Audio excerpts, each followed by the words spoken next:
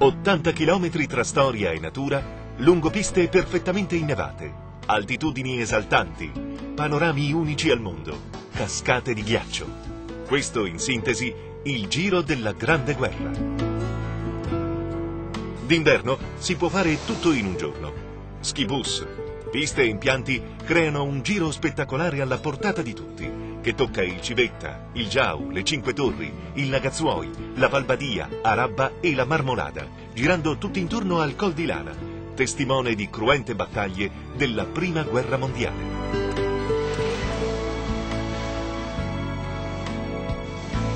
Nell'area Lagazzuoi Cinque Torri è stato realizzato il più esteso museo all'aperto della Grande Guerra delle Dolomiti. Partendo dal Civetta, lo ski bus gratuito porta al rifugio Fedare a Passo Giau. Qui la seggiovia sale al rifugio Averau e si scia a fianco delle Cinque Torri.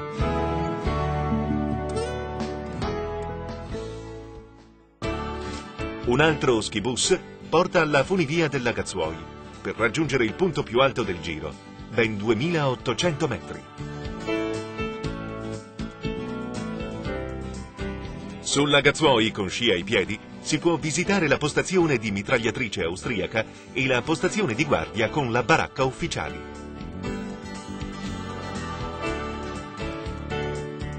Si scende poi lungo la fantastica pista Armentarola, in un ambiente tra i più affascinanti delle Dolomiti.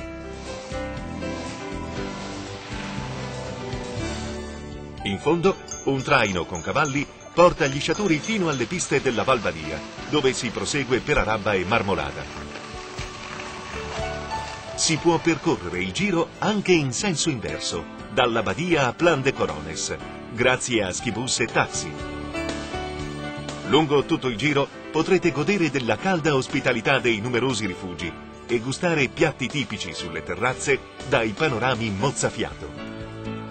È necessario avere lo ski pass Dolomiti Super Ski per il servizio Skibus.